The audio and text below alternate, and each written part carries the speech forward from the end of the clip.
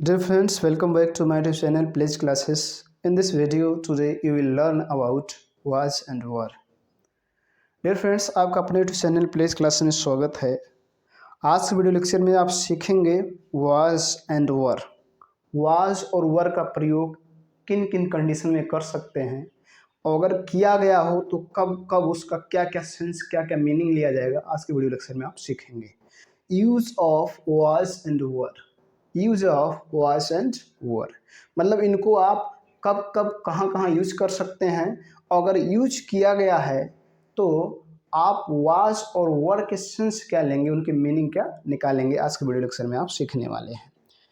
Dear friends, जो was और were है इसका प्रयोग हम पांच तरीकों से कर सकते हैं। We can use was and were in 5 ways.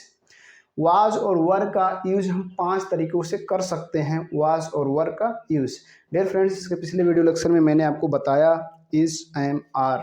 is, am, are का प्रयोग कब कब करेंगे, किन किन स्थितियों में करेंगे और अगर किया गया हो तो उसके क्या क्या मीनिंग लिए जाएंगे, ये मैंने आपको बताया। आज के वीडियो लेक्चर में डियर फ्रेंड्स मैं आपको बताने वाला हूँ was एंड were के बारे में। was और were का प्रयोग किन किन स्थितियों में करते हैं और अगर किया गया हो तो क्या क्या मीनिंग लिया जाएगा। ठीक, तो आइए देर न करते हुए आज की वीडियो शुरू करते हैं। डियर फ्रेंड्स, जैसे कि मैंने अभी आपको बताया, आज आप सीखेंगे was एंड were।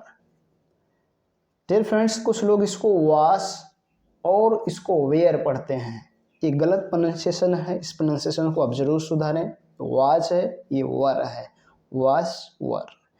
अब was were का जो मैंने भी आपको बताया कि was और were को आप पांच तरीकों से यूज कर सकते हैं। 5 ways, पांच तरीकों से आप was और were का प्रयोग कर सकते हैं। पहला मैं आपके सामने लिख रहा हूँ, पांच तरीकों में से पहला कैसे लिख सकते हैं। सबसे पहले देखिएगा, पहला है सब्जेक्ट, उसके बाद was या were लगाइए, फिर कोई नाउन या कॉम्प्लीमेंट या ऑब्जेक्ट कुछ भी लिख दीजिए, कोई ऑब्जेक्ट लिख दीजिए। ठीक, अर्थात कोई नाउन लिख दीजिए, कहने का मतलब यहाँ पर नाउन मैं आपको कर दे रहा हूँ, नाउन हो या एडजेक्टिव हो। ठीक है, एडजेक्टिव हो, ऑब्जेक्ट लिख दीजिए, ये पहला है। दूसरा स्ट्रक्चर है, ध्यान देंगे, सबसे पहले सब्जेक्ट लगाओ, फिर was या were लगाओ, फिर देखिएगा यहाँ पर V4 लिख दीजिए। V4 मीन्स वर्ब का ing फॉर्म, वर्ब का ing फॉर्म लिख दीजिए, आपका सेंटेंस क्लियर हो गया। अब इसको आप समझ गए होंगे कि मैं किसकी बात कर रहा हूँ। सब्जेक्ट फिर was या were का यूज कर देंगे, उसके बाद V4 लगाएंगे तो क्या बन जाएगा, पास्ट कंटिन्यूअस टेंस। ये दूसरा। तीसरी मैं बता रहा हूँ आपको, सबसे पहले सब्जेक्ट लगाओ, फिर was या were लगाओ, फिर इसके बाद यहाँ V3 लगा दीजिए, वर्ब का थर्ड फॉर्म, वर्ब का थर्ड फॉर्म लगा दीजिए, तब भी आपका सेंटेंस बनकर क्लियर हो जाएगा। मैं अभी आपको बताऊंगा जब ऐसे स्थितियों में आप बनाएंगे तो उनकी मीनिंग क्या होंगे। ठीक, तो ये तीसरा हो गया। चौथी बात सुनिएगा, सबसे पहले सब्जेक्ट लगाओ, फिर was या were लगाओ, ध्यान दीजिएगा, was या were लगाओ, फिर being लगाओ, क्या लगाओ, बीइंग, उसके बाद V3 लगाओ, वर्ब का थर्ड फॉर्म, आपका सेंटेंस बनकर तैयार। ये चौथी बात है। पांचवी बात देखेंगे ध्यान से, सबसे पहले सब्जेक्ट लगाओ, फिर was या were लगाओ और उसके बाद 2 + V1 लगा दीजिए, 2 + V1, 2 + V1 वर्ब का फर्स्ट फॉर्म, उसके बाद फुल स्टॉप लगा दीजिए, आपका सेंटेंस बनकर तैयार हो गया है। इस प्रकार से आप was और were का प्रयोग पांच तरीकों से कर सकते हैं, जैसे कि मैंने अभी आपको बताया। देखिए यहाँ सब्जेक्ट, फिर was या were, फिर ऑब्जेक्ट में कोई नाउन या एडजेक्टिव। अब जब इस स्ट्रक्चर, इस was और were के बाद कोई नाउन या एडजेक्टिव लिखेंगे तो वहाँ पर ये किसी को बताएगा। जैसे मैं यहाँ पर सब्जेक्ट ले रहा हूँ, ध्यान दीजिएगा, मैं सब्जेक्ट ले लिया I, तो इसके साथ लगेगा was का प्रयोग सिंगुलर के साथ, were का प्रयोग प्लूरल के साथ, I was। अब यहाँ पर कोई ऑब्जेक्ट लिख दिया, मतलब कोई नाउन लिख दिया, a doctor, a doctor, I was a doctor, मैं एक डॉक्टर था। वाज और वर का जो मीनिंग होता है था, थी, थे, शाब्दिक मीनिंग में बता रहा हूँ। वाज और वर का शाब्दिक मीनिंग था, थी, थे। लेकिन जब ये किसी टेंस में यूज होगा तो वहाँ पर इसके अलग मीनिंग लिया जाएगा। तो आई वाज अ डॉक्टर।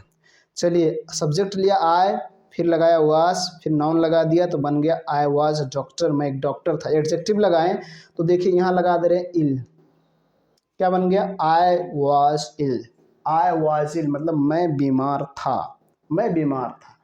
तो जब था, थी, थे सेंस लिया जाएगा तो ये किसी की कंडीशन, किसी की स्थिति या सब्जेक्ट के बारे में बताएगा, सब्जेक्ट के बारे में बताएगा। ठीक है, जब सब्जेक्ट हो फिर वाज या वर, वो कोई नाउन या एडजेक्टिव हो तो ये सब्जेक्ट की स्थिति के बारे में बताता है, सब्जेक्ट के बारे में बताता है। वैसे को कहा जाता है सिंपल सेंटेंसेस। क्या कहा जाता है? Simple sentences. ठीक, तो आई वॉज अ डॉक्टर या I was ill. I was a doctor, मैं एक डॉक्टर था, अर्थात मैं के बारे में बताया जा रहा है। मैं बीमार था तब भी मैं के बारे में बताया जा रहा है। तो जब किसी सेंटेंस के अंत में था, थी, थे हो और उसमें सब्जेक्ट के बारे में बताया गया हो, सब्जेक्ट के बारे में कुछ कहा गया, उसकी कंडीशन, उसकी स्थिति, उसकी दशा के बारे में बताई गई हो, तो सबसे पहले आप सब्जेक्ट लिखो, फिर वाज या वर, फिर उस नाउन या एडजेक्टिव को लिख दो। ये पहला रूल्स है। ठीक, दूसरा समझेंगे, मैं फिर वही सब्जेक्ट ले रहा हूँ, ध्यान समझिएगा। सब्जेक्ट लिया आई, इसके साथ लगेगा वाज। अब यहाँ लगाया V4 मतलब वर्ब के आईएनजी फॉर्म का यूज करना, वर्ब। अब वर्ब मतलब यहाँ पर आपको मेन वर्ब का यूज, खाना पीना, रोना धोना, सोना उठना, बैठना जागना, लड़ना भिड़ना पढ़ना, इन सब की इंग्लिश लिखनी है। तो सपोज डेट मैं लिख दिया ईट, तो ईट नहीं लिख सकता हूँ, कभी भी ध्यान रखिएगा। आई वाज ईट कभी नहीं लिख सकते हैं। अगर ऐसा लिखा हुआ तो गलत है, या लिख रहे हैं तो भी गलत है। क्या लिख सकते हैं? मैंने अभी आपको बताया V4 वर्ब के आईएनजी फॉर्म का प्रयोग कर सकते हैं और V3 थर्ड फॉर्म का प्रयोग कर सकते हैं। तो V4 लगाएंगे तो हो जाएगा ईटिंग। आई वॉज ईटिंग, मैं खा रहा था, मैं खा रहा था। दोनों में अंतर समझिएगा। यहाँ पर मैं एक डॉक्टर था या मैं बीमार था, यहाँ पर क्या है? मैं खा रहा था, अर्थात यहाँ पर सब्जेक्ट किसी कार्य को कर रहा था, करने की बात होगा। मतलब यहाँ सब्जेक्ट कार्य कर रहा था, बात कर रहा, और यहाँ सब्जेक्ट के बारे में बताया जा रहा है। तो जब सब्जेक्ट के बारे में बताया जाए, सब्जेक्ट की दशा, स्थिति, कंडीशन के बारे में बताया जाए तो आपका सिंपल सेंटेंसेस होगा। और जब सब्जेक्ट कोई काम करे, सब सब्जेक्ट कोई काम करे तो वहाँ पर कोई टेंस होगा, और ये आपका टेंस है past continuous tense. I was eating. अब इसी प्रकार से आप बना सकते हैं I was eating, I was playing, I was reading, I was going to school, है ना। I was playing the match, I was playing the hockey, I was reading the book, I writing a letter, I was writing a letter, sorry, I was writing a letter. इस प्रकार से हजारों sentence को आप बोल सकते हैं। सबसे पहले सब्जेक्ट, फिर वाज एवर, फिर बिफोर, वो वर्ब के आईएनजी फॉर्म का यूज करके। ठीक, ये दूसरा तरीका। आगे बढ़ते हैं। अगला है सब्जेक्ट, फिर वाज एवर, फिर V3। चलो, सब्जेक्ट मैं ले रहा हूँ मैं, और फिर यहाँ लगा इसके साथ, अभी मैंने कहा वाज लेगा, V3 लगाना है। V3 मतलब वर्ब के थर्ड फॉर्म को प्रयोग करना है। तो चलिए, आई वॉज टॉट, मुझे पढ़ाया जाता था। ठीक, अब यहाँ पर काम किया जाता था सेंस लिया जाएगा, काम किया जाता था। यहाँ पर काम कर रहा था, मतलब काम कर रहा था मतलब सब्जेक्ट किसी काम को कर रहा था। यहाँ पर पढ़ाने वाला कोई और था, मुझे पढ़ाया जाता था। सब्जेक्ट कौन? मैं, मुझे पढ़ाया जाता था। पढ़ाने वाले का काम कोई और कर रहा था। तो जब सब्जेक्ट काम ना करे बल्कि कोई और करे तो उसको कहा जाता है पैसिव वॉइस। ये क्या है? पैसिव वॉइस है। कौन सा? पास्ट इंडेफिनिट टेंस का ये पैसिव वॉइस है। क्या है? पास्ट इंडेफिनिट टेंस का पैसिव वॉइस। तो आई वाज टॉट, मुझे पढ़ाया जाता था, मतलब काम किया जाता था।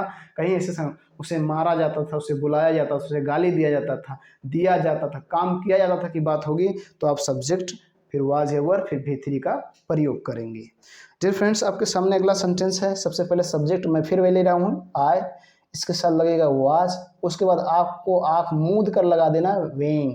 कोई भी सब्जेक्ट से नहीं मतलब वेइंग लगाना, आई वाज से वेइंग। अब V3 वर्ब के थर्ड फॉर्म का यूज करो, फिर मैं यहाँ यूज कर दे रहा हूँ टॉट।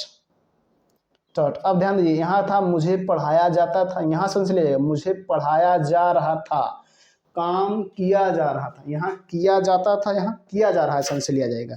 मुझे पढ़ाया जा रहा था, यहाँ होगा मुझे पढ़ाया जाता था, और यहाँ होगा मुझे पढ़ाया जा रहा था। ये दोनों में अंतर है।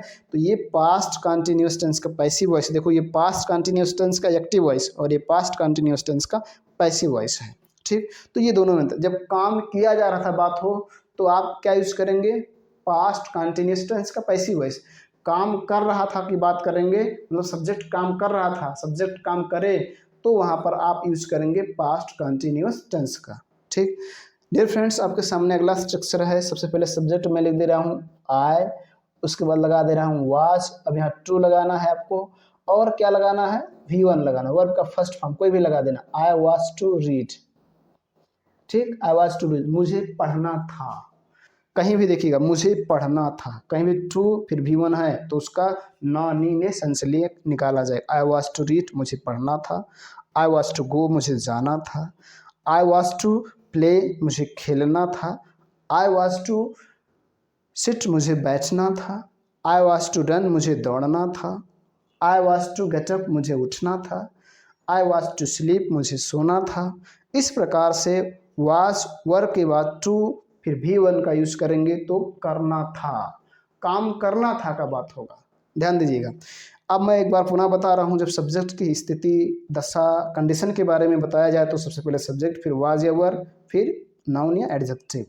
जब सब्जेक्ट किसी काम को कर रहा था, जा रहा था, राम खाना खा रहा था, मोहन किताब पढ़ रहा था, सुरेश हॉकी खेल रहा था, मैं दौड़ रहा था, इस प्रकार से होगा तो आप क्या यूज करेंगे, सबसे पहले सब्जेक्ट, फिर वाज या वर्ब, फिर बिफोर वर्ब के आईएनजी फॉर्म का यूज करेंगे। आप क्या सीख रहे हैं, वाज और वर्ब, ध्यान दीजिएगा, वाज और वर्ब सीख रहे हैं। ठीक, यहाँ वाज वर्ब पर आपको फोकस करना है।